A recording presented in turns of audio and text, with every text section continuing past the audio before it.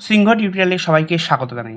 আজকে সরল সুদের দুটা অঙ্ক করাবো, যেটা তোমাদের বিভিন্ন কম্পিটিটিভ পরীক্ষার জন্য খুবই গুরুত্বপূর্ণ। তো ভিডিওটা স্কিপ না করে পুরো ভিডিওটা দেখো। এখানে বলছে যদি 400 টাকার 10 বছরের সরল সুদ 280 টাকা হয় তবে সুদের হার কত। ঠিক আছে, সুদের হার বের করতে বলছে। তো এখানে দেখো আসল দেওয়া আছে 400, সময় দেওয়া আছে হচ্ছে 10 বছর, আর সুদ দেওয়া আছে 280 টাকা। তাহলে আমাদের সুদের হার বের করতে হবে। তো এখানে আমরা সূত্রটা কি জানি, এই অঙ্কগুলো একটা সূত্র দিয়ে করবো। আই সমান সমান পি টি আর বাই 100। এখানে আই হচ্ছে সুদ, পি হচ্ছে আসল, টি হচ্ছে সময়, আর হচ্ছে সুদের হার।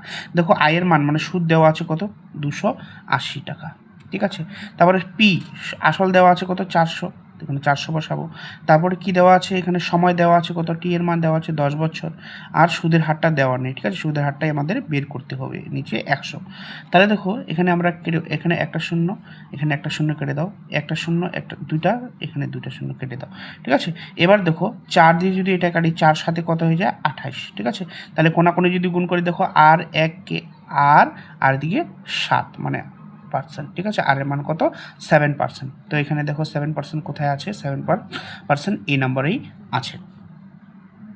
তারপরে দেখো এই অঙ্কটা দেওয়া আছে, বলছে যদি 1 টাকায় 1 মাসের সরল সুদ 1 পয়সা হয় তবে সুদের হার কত। ঠিক আছে, 1 টাকা এখানে আসল, এটা হচ্ছে সময়, এটা হচ্ছে সুদ। ঠিক আছে, তো এখানে টাকাটা ঠিকই আছে, এখানে মাস আছে, মাস তো না, আমরা বছরে করতে হবে, আর এখানে পয়সা আছে, এটাকে টাকা বানাতে হবে। ঠিক আছে, তাহলে আসল আমরা পেয়ে যাচ্ছি কত, আসল পেয়ে যাচ্ছি 1 টাকা। ঠিক আছে, সময় এখানে টি এর মান কত, এখানে 1 মাস আছে, 1 মাস মানে কি, 1 মাস মানে আমরা লিখতে পারি 1/12 বছর। ঠিক আছে, এটা বছর বানাতে হলে 12 দিয়ে ভাগ করতে হয়। তারপর পয়সাটাকে আমরা কি করব, এখানে সুদ মানে আয়ের মান বলছে কত, 1 পয়সা।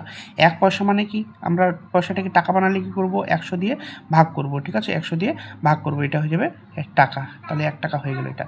তাহলে আমাদের সূত্রটা কি, সূত্রটা হচ্ছে আই সমান সমান P T R by 100। I সমান সমান পি টি আর বাই 100। আয়ের মান কত, সুদ হচ্ছে এখানে দেখো 1/100, তো এখানে 1/100 লিখবো। তারপরে কি বলছে পি এর মান কত, পি এর মান 1 টাকা, এখানে লেখাই আছে, তো পি এর মান 1 টাকা। সময় কত, 1/12। তারপরে কি আর বের করতে বলছে, সুদের হারটা আমরা জানি না, এখানে আর লিখে দিলাম, নিচে কত, নিচে হয়ে যাবে 100। তো দেখো এখানে 100 কেটে দিতে পারি। ঠিক আছে, 100 কেটে দিতে পারি। তো এখানে থাকলো কি আমাদের, দেখো আর বাই এদিকে থাকবে 1, এদিকে সমান r/12। তাহলে কোনাকুনি গুণ করলে কত, আর এর মান কত বেরোচ্ছে, আর এর মান বেরোচ্ছে 12%। ঠিক আছে, আর এর মান বেরোচ্ছে 12%। এটা কত নম্বর অপশনে আছে, দেখো এটা 12% হচ্ছে সি নাম্বার অপশনে। তোমাদের ভিডিওটা কেমন লাগলো, যদি ভালো লেগে থাকে তাহলে একটা লাইক আর ভিডিওটা শেয়ার করে দিবে, আর পেজটা যদি ফলো না করে থাকো সবার আগে পেজটাকে ফলো করে দিবে।